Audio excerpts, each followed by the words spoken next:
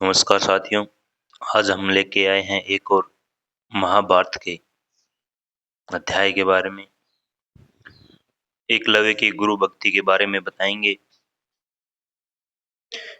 एकलव्य महाभारत का एक पात्र है। वह हिरण्यधनु नामक निषाद का पुत्र था। एकलव्य को अप्रीतम लगन के साथ स्वयं सीखी गई धनु विद्या और गुरु भक्ति के लिए जाना जाता है। पिता की मृत्यु के बाद वह रंगवेश राज्य का शासक बना। अमात्य परिषद की मंत्रण से उसने न केवल अपने राज्य का संचालन करता है, बल्कि निषाद भीलों की एक सशक्त सेना और नौसेना गठित करके अपने राज्य की सीमाओं का विस्तार किया।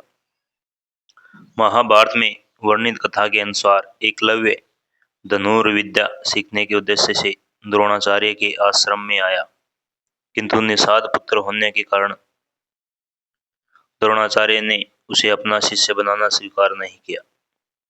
निराश होकर एकलव्य वन में चला गया। उसने द्रोणाचार्य की एक मूर्ति बनाई और उस मूर्ति को गुरु मानकर धनुर्विद्या का अभ्यास करने लगा। एकाग्रचित्त से साधना करते हुए अल्पकाल में ही वह धनुर्विद्या में अत्यंत निपुण हो गया। एक दिन पांडव तथा कौरव राजकुमार गुरु द्रोण के साथ आखेट के लिए उसी वन में गए जहां एकलव्य आश्रम बनाकर धनुर्विद्या का अभ्यास कर रहा था। राजकुमारों का कुत्ता भटक कर एकलव्य के आश्रम में पहुंचा।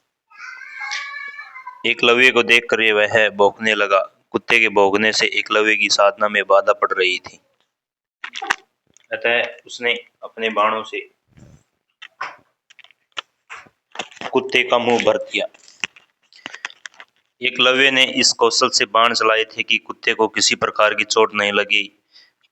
कुत्ते के लौटने पर कौरव, पांडव तथा स्वयं द्रोणाचार्य यह धनुर कौशल देखकर दंग रह गए और बाण चलाने की खोज करते हुए एकलव्य के पास पहुंचे। उन्हें यह जानकर और भी आश्चर्य हुआ कि द्रोणाचार्य को मानस गुरु मानकर एकलव्य ने स्वयं ही अभ्यास से यह विद्या प्राप्त की है। कथा के अनुसार एकलव्य ने गुरु दक्षिणा के रूप में अपना अंगूठा काटकर द्रोणाचार्य को दे दिया था। इसका एक सांकेतिक अर्थ यह भी होता है सकता है कि एकलव्य को अति मेधावी जानकर द्रोणाचार्य ने उसे बिना अंगूठे के धनुष चलाने की विशेष विद्या का दान दिया हो। कहते हैं कि अंगूठा कट जाने के बाद एकलव्य ने तर्जनी और मध्यमा अंगुली का प्रयोग कर तीर चलाने लगा। यहीं से तीरंदाजी करने के आधुनिक तरीके का जन्म हुआ। निसंदेह यह बेहतर तरीका है और आजकल तीरंदाजी इसी तरह से होती है। वर्तमान काल में कोई भी व्यक्ति उस तरह से तीरंदाजी नहीं करता जैसा कि अर्जुन करता था। यह कहानी सुनकर आपको अच्छी लगी होगी।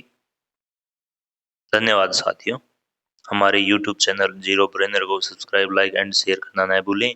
ज़्यादा से ज़्यादा शेयर करें। आपको सनातन धर्म की एवं पौराणिक कथाएं इस YouTube चैनल पर सुनने को मिलेंगी। धन्यवाद। Thank you. All the best.